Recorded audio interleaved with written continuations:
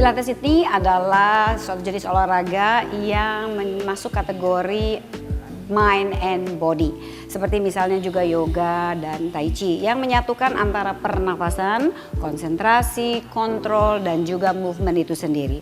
Seperti misalnya saat ini yang sedang dilakukan oleh Mbak Urai ini adalah salah satu prinsip dasar daripada Pilates, yaitu pernafasan.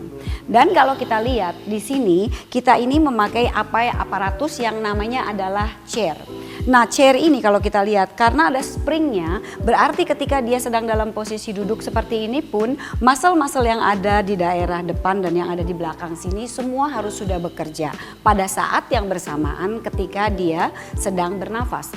Dan kalau kita lihat dia pakai ini flex band yang warnanya bagus ini adalah gunanya adalah untuk supaya dia memberikan sedikit pressure ke daerah rusuknya bagian samping kanan kiri dan juga bagian belakangnya. Karena ada feedback dari samping kanan kiri dan belakang, ketika dia bernafas dia tahu bahwa dia harus mengembangkannya itu ke samping rusuk kanan, kiri dan belakang. Ini merupakan tempat-tempat yang sudah sangat-sangat jarang dipergunakan ketika kita bernafas.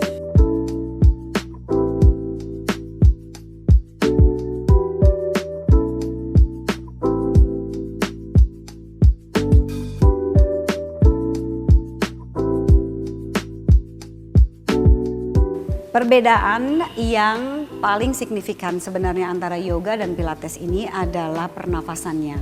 Pernafasan yoga itu kebanyakan adalah pernafasan yang turun sampai ke perutnya. Sedangkan kalau pernafasan di pilates seperti yang tadi kita sudah lihat bahwa mereka atau kita mengembangkan rusuk kita ke daerah kanan, kiri dan belakang, tapi perut tidak benar-benar dibuka 100% karena kalau kita lihat ini posisi-posisi yang sangat memerlukan kestabilan di daerah tulang belakangnya. Nah, gerakan yang sedang dilakukan ini namanya adalah side bend. Jadi memang kita sedang menguatkan seluruh otot yang ada di samping tubuh kita. Dan ini manfaatnya sangat besar sekali ketika kita sedang berjalan. Karena kalau kita berjalan ke depan itu, yang menjaga kestabilan kita untuk supaya kita melangkah ke depannya ini efisien adalah semua otot yang ada di samping kanan kiri kita ini.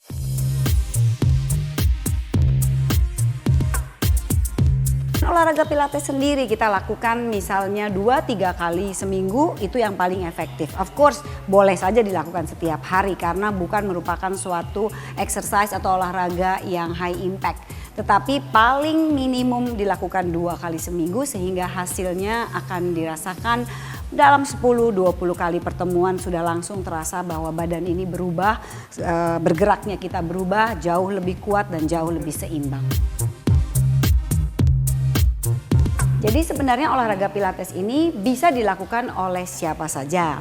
Cuman kalau kita masih merupakan seorang pemula yang baru belajar, alangkah baiknya bahwa kita melakukannya dengan diawasi oleh instruktur.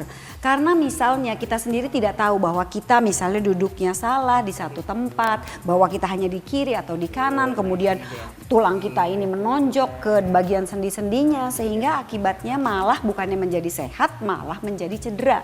Oleh sebab itu, at the beginning, mula-mulanya lebih baik kalau ada instruktur yang mengawasi gerakan-gerakannya.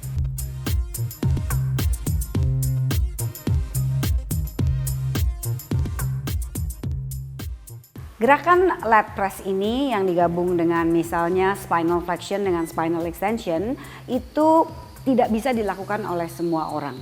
Contohnya adalah misalnya untuk orang-orang yang sudah menderita osteoporosis misalnya. Karena apa yang terjadi ketika dia mempergunakan latissimus dorsainya, muscle-nya yang ada di samping sini dan mempres di daerah tulang belakangnya, itu bisa mengakibatkan justru tulangnya itu fracture atau retak. Jadi kalau bicara apa manfaatnya pilates untuk kesehatan, itu tergantung daripada jenis pilatesnya. Ada pilates yang diperuntukkan hanyalah sebagai jenis olahraga, jadi semua orang bisa melakukan. Tetapi ada juga jenis pilates yang merupakan rehabilitasi. Dan ini dikhususkan untuk orang-orang yang memang mengalami cedera dan khusus hanya untuk orang-orang yang memiliki pendidikan di bidang medis.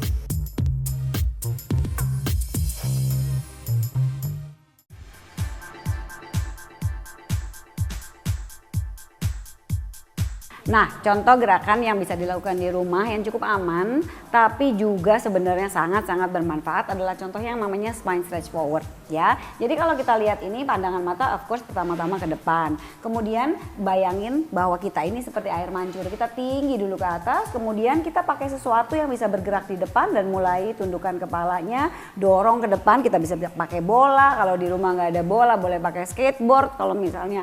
Yang penting alat itu bisa bergerak dan kemudian naik lagi satu demi satu. Jadi bayangkan bahwa kita tuh seperti air mancur. Spine-nya itu dibikin tinggi naik ke atas sehingga jarak yang ada di belakang ini menjadi besar-besar ketika kita itu sedang ke depan. Lakukan aja Uray, nggak usah tunggu saya ngomong. Ya. Jadi kalau kita lihat ini dibuka semuanya, ini stretching yang sangat efektif dan ketika dia kembali lagi justru dia harus mempergunakan semua otot-otot yang ada di belakang ini sehingga dia menjadi tegak. Dan kemudian ada hal lagi yang kelihatannya sih biasa-biasa aja. Tapi kalau dia kembali, dia harus bayangin misalnya di belakangnya ada tembok sehingga dia seperti numpuk gitu.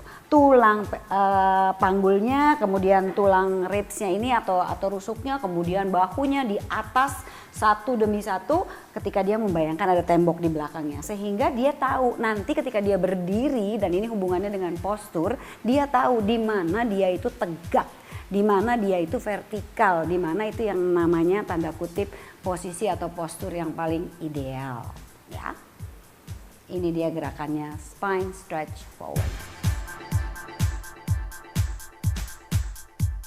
Nah, ini juga satu gerakan yang kita bisa lakukan di rumah, cukup aman juga, namanya side bend ya. Jadi memang kita menekuk badan kita itu ke satu arah.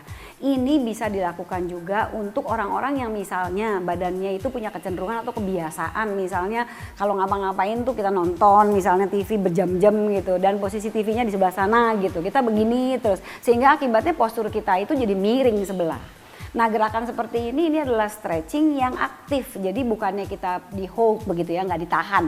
Tetapi dia aktif, dia pakai muscle-nya, memanjang ketika dia sedang pergi ke arah yang sana. Kemudian waktu dia balik, dia harus pakai lagi. Jadi bukan hanya sekedar di stretching, tetapi juga pada saat yang bersamaan ototnya itu diperkuat dan itu adalah pilates karena pilates itu bicara tentang keseimbangan antara kekuatan dan juga fleksibilitas. Ini seperti jungkat-jungkit soalnya. Kalau fleksibilitas naik, kekuatan akan turun. Sudah hukum alam, nggak bisa diapa-apain. Kalau kekuatan naik, fleksibilitas turun. Yang kita mau dapatkan adalah yang namanya balance dan itu pilates. Seperti ini misalnya side bend ini aman buat siapa aja. Mau anak umur 45 tahun juga saya rasa itu sudah kebiasaan, pasti mereka tuh geraknya ke samping kanan kiri malah kemana-mana mereka bisa bergerak. Sampai yang usianya 80 tahun, 90 tahun bahkan kalau masih diizinkan di 100 tahun ya boleh dilakukan karena ini sangat bermanfaat untuk tadi saya bilang selain menguatkan tetapi juga men-stretching. Bagi orang yang mau melakukan pilates di rumah, kan sekarang banyak tuh di YouTube, di Instagram begitu ya. Beberapa hal yang perlu diperhatikan adalah bahwa kalian ketika mau melakukan gerakannya itu, kalian harus make sure bahwa ada hubungan, yang istilahnya itu adalah awareness. Di mana badan kalian itu sedang berada sehingga ketika kalian melakukannya itu pikirannya nggak kemana-mana. Itu satu, karena tadi saya bicara bahwa prinsip paling utama adalah bicara tentang konsentrasi. Dan yang kedua adalah dia juga bisa merasakan bahwa ketika dia bergerak itu anggota tubuh yang lainnya juga kalau dibilang tidak boleh bergerak ya tidak boleh bergerak. Kalau justru harus bergerak, dia justru harus bergerak, berarti bicara tentang kontrol. Dia tahu tangannya ada di mana, dia tahu badannya ada di mana, kepalanya ada di mana, sehingga ketika misalnya contohnya dia sedang side bend ke sebelah kiri atau ke sebelah kanan, kepalanya nggak begini kan, aneh kan? Kalau misalnya dia sedang naik ke atas, kepalanya nggak begini, begitu ya. Jadi apapun yang dilakukan itu dia merupakan suatu kesinambungan spine-nya itu atau tulang belakangnya dari tulang ekor sampai puncak daripada kepalanya. Ini adalah salah satu poin-poin yang paling harus diperhatikan kalau kita mau melakukannya nanti di rumah.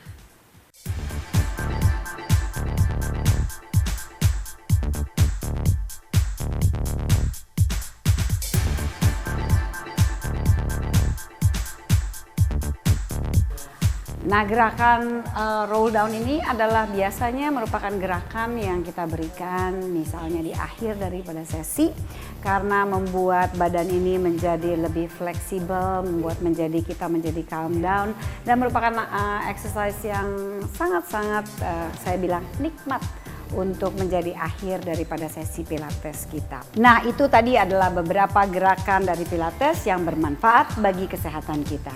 Saya Lily Tau, Stock Pilates Lead Instructor Trainer untuk Hidup Sehat Plus.